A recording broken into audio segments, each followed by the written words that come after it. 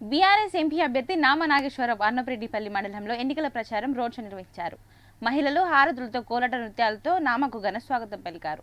అనంతరం ప్రజలను ఉద్దేశించి మాట్లాడుతూ కాంగ్రెస్ 6 గ్యారెంటీలతో ప్రజలను మోసం చేసిందన్నారు. ప్రశ్నించే గొంతుకైన తనను అత్యధిక మెజార్టీతో గెలిపిస్తే ప్రశ్నించే సత్తా, ధైర్యం ఒక బీఆర్ఎస్ ఎంపీలకి మాత్రమే ఉందన్నారు.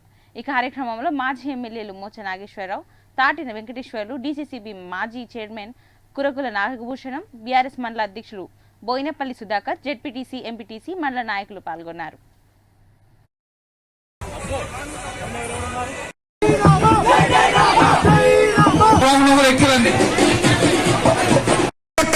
అప్పుడే వీళ్ళకి తెలుస్తుంది మన సత్తా ఏంటో, మన పవర్ ఏంటో.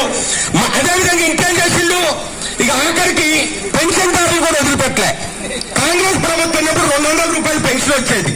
200 రూపాయలది మన నాయకుడు కేసీఆర్ మన రాష్ట్ర రైతులు పండించినటువంటి వరి పంట కొనుగోలు చేయకుంటే పార్లమెంట్ లో బయట 2 దుక్కుల్లో కూడా వాళ్ళని నిలదీసి పార్లమెంట్ స్తంభింపజేసి వాళ్ళని ఇచ్చేసిన.